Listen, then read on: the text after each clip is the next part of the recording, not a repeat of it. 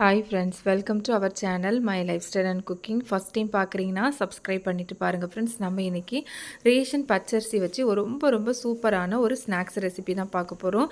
இந்த ஸ்நாக்ஸ் ரொம்ப ஹெல்த்தியாகவும் ரொம்ப டேஸ்ட்டாகவும் இருக்கும். ரொம்ப ஈஸியாகவும் செஞ்சிடலாம். நிறைய இன்க்ரீடியன்ஸும் வேண்டாம். வாங்க இப்போ இதை எப்படி பண்ணலான்னு பார்க்கலாம். இது பண்ணுறதுக்கு ஒரு பவுல் ஒன்று எடுத்துருக்கிறேன். இதில் 250 ml கப்பில் ஒரு கப் அளவு வந்து ரேஷன் பச்சரிசி எடுத்துருக்கிறேன். இப்போது அரிசியை நல்லா ஒரு 3லேருந்து 4 நேரம் நல்லா வாஷ் பண்ணி எடுத்துக்கலாம். இந்த மாதிரி நல்லா வாஷ் பண்ணதுக்கப்புறமா தேவையான அளவு தண்ணி சேர்த்து இதை ஒரு 2 மணி நேரம் இதை ஊற வச்சிடலாம். இப்போ 2 மணி நேரத்துக்கு அப்புறமா நான் ஒரு சாஸ்பேன் வந்து ஸ்டவ்வில் வச்சுருக்கிறேன். இதில் ஒரு கப் அளவு வந்து வெல்லம் வந்து சேர்த்துக்கலாம். ஒரு கப் வெல்லத்துக்கு கூடவே ஒரு அரை கப் அளவு வந்து தண்ணி சேர்த்துக்கலாம். சேர்த்துட்டு நம்ம சர்க்கரையை வந்து நல்லா கரைச்சி எடுத்துக்கலாம். பதம்லாம் எதுவும் வர வேண்டாம். சர்க்கரைலாம் நல்லா கம்ப்ளீட்டாக கரையிற மாதிரி கரைச்சி எடுத்துக்கலாம்.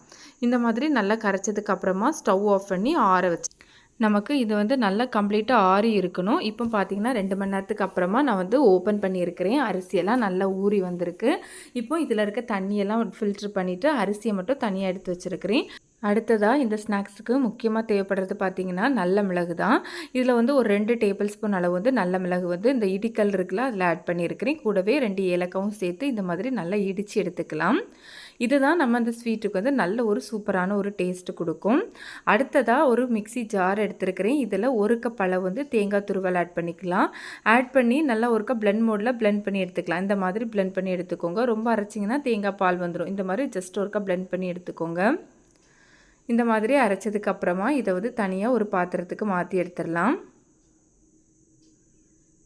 அடுத்ததாக சேம் மிக்ஸி ஜார் எடுத்துருக்கிறேன். இதில் நம்ம ஏற்கனவே ஃபில்ட்ரு பண்ணி வச்சுருந்தோம்ல, தண்ணி ஃபில்ட்ரு பண்ணிவிட்டு அரிசி மட்டும் வச்சுருந்தோம்ல, அந்த அரிசியை இதில் ஆட் பண்ணிக்கலாம். இந்த ஸ்நாக்ஸுக்கு கரெக்டான மெஷர்மெண்ட் எதுவும் இல்லை ஃப்ரெண்ட்ஸ். எல்லாமே ஒரு கப் அளவில் எடுத்துக்கலாம். ஒரு கப் அளவு அரிசி, ஒரு கப் அளவு வெல்லம், ஒரு கப் அளவு தேங்காய் துருவல், அவ்வளோதான். இப்போ இது கூடவே நம்ம ஏற்கனவே சர்க்கரை கரைச்சி வச்சுருந்தோம்ல, அதை வந்து இதில் ஆட் பண்ணிக்கலாம். கண்டிப்பாக சர்க்கரை வந்து அந்த தண்ணி வந்து கம்ப்ளீட்டாக ஆறி இருக்கணும். சர்க்கரை கரைச்சி வச்சுருந்தோம்ல, அந்த வெல்லம் வந்து நல்லா ஆறி இருக்கணும். இப்போ அதை சேர்த்து இந்த மாதிரி நல்லா அரைச்சி எடுத்துக்கலாம்.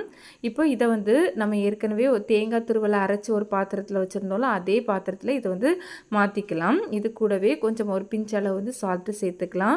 கூடவே நம்ம பெப்பர் வந்து இடித்து வச்சுருந்தோம்ல, அதுலேருந்து ஒரு 3/4 பாக அளவு வந்து இதில் ஆட் பண்ணிக்கோங்க. 1/4 பாக அளவு இருக்கட்டும். ஆட் பண்ணி இந்த மாதிரி நல்லா மிக்ஸ் பண்ணி எடுத்துக்கோங்க. பெப்பர் சேர்க்குறதுனால ஸ்வீட் நல்லா இருக்குமான்னு நினைப்பீங்க. ரொம்ப சூப்பரான டேஸ்ட்டாக இருக்கும். கண்டிப்பாக இந்த மெத்தடில் ஒரு முறை செஞ்சு பாருங்கள். அடுத்ததாக நான் இந்த மாதிரி ஒரு பாத்திரத்தில் தான் செட் பண்ணி எடுக்க போகிறேன். அதில் நான் ஏற்கனவே ஆயில் வச்சு க்ரீஸ் பண்ணி வச்சுருக்கிறேன். இதில் நம்ம ஏற்கனவே இடித்து வச்சுருந்தோம்ல பெப்பர், அதில் வந்து இந்த மாதிரி கொஞ்சம் எடுத்து இந்த ஓரங்களில் வந்து ஆட் பண்ணி எடுத்துக்கலாம். இந்த மாதிரி ஆட் பண்ணதுக்கப்புறமா இந்த பாத்திரத்தை லைட்டாக வந்து ஒரு தீயில வச்சு எடுத்துக்கோங்க. அப்போ இந்த மாதிரி கீழே செட் ஆயிரும். நமக்கு வந்து அப்படியே கீழே நமக்கு ஒரு லேயர் மாதிரி பார்க்க நல்லாயிருக்கும். அடுத்ததாக இந்த பாத்திரத்தில் நம்ம ஏற்கனவே ரெடி பண்ணி வச்சுருந்தா அந்த மாவு வந்து ஆட் பண்ணிக்கலாம். இப்போ நம்ம இதை வந்து ஆவியில் வேக வச்சிடலாம். நான் ஒரு இட்லி பாத்திரத்தில் தண்ணி வச்சுருக்கிறேன். அதுக்கு மேலே ஸ்டாண்ட் வச்சுட்டு நம்ம வந்து ரெடி பண்ணி வச்சுருக்க அந்த மாவு வச்சுருந்தோம்ல, அந்த பவுல் வச்சுக்கோங்க. அதுக்கு மேலே ஒரு மூடி போட்டுட்டு அதுக்கப்புறமா இட்லி பாத்திரத்தை மூடி வச்சுக்கோங்க. நம்ம ஓரளவு மீடியம் ஃப்ளேமில் வந்து வச்சுக்கலாம். நமக்கு இது வந்து கம்ப்ளீட்டாக குக் ஆகிறதுக்கு 25 மினிட்ஸ்லேருந்து 30 மினிட்ஸ் கிட்ட ஆகும். நம்ம வச்சுருக்கிற அந்த பாத்திரத்தோட சைஸை பொறுத்து நமக்கு வந்து மாறுபடும். எனக்கு வந்து கம்ப்ளீட்டாக ரெடி ஆகிறதுக்கு வந்து 30 நிமிஷம் வந்து ஆச்சு ஃப்ரெண்ட்ஸ். இப்போ பார்த்தீங்கன்னா எனக்கு நல்லாவே வெந்து வந்துடுச்சு. நீங்கள் வந்து ஒரு கத்தி ஏதாவது இன்சர்ட் பண்ணி பார்த்துக்கோங்க ஒட்டாமல் வந்திருக்கான்ட்டு. இப்போ நான் இதை வந்து வெளியே எடுத்து வச்சுருக்கிறேன். நல்லா வந்து கம்ப்ளீட்டாக ஆறுனதுக்கு அப்புறமா அந்த ஓரங்கள் வந்து தானாகவே விட்டு வந்துடும். இப்போ இதை வந்து ஒரு பிளேட்டுக்கு வந்து நம்ம வந்து கமத்தி எடுத்துடலாம். ரொம்ப ஈஸியாகவே நமக்கு வந்து டீமோல்ட் ஆகி வந்துடும்.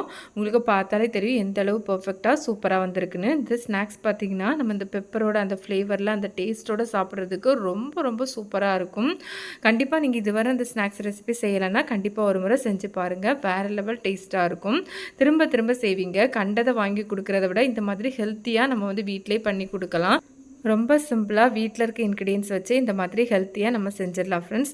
உங்களுக்கு பார்த்தாலே தெரியும் எந்த அளவு சூப்பராக வந்திருக்குதுன்னு. நல்ல ஃபில்லிங்காகவும் இருக்கும். கண்டிப்பாக நீங்களும் ட்ரை பண்ணி பாருங்கள். ட்ரை பண்ணி பார்த்துட்டு உங்களுக்கு எப்படி வந்ததுன்னு மறக்காமல் கமெண்ட்ஸ் பண்ணுங்கள். இந்த வீடியோ பிடிச்சிருந்தால் லைக் பண்ணி ஷேர். இதே மாதிரி நிறைய ஹெல்த்தி அண்ட் வெரைட்டி ரெசிபிக்கு நம்ம சேனலை சப்ஸ்கிரைப் பண்ணி வச்சுக்கோங்க ஃப்ரெண்ட்ஸ். தேங்க்ஸ் ஃபார் வாட்சிங். பை.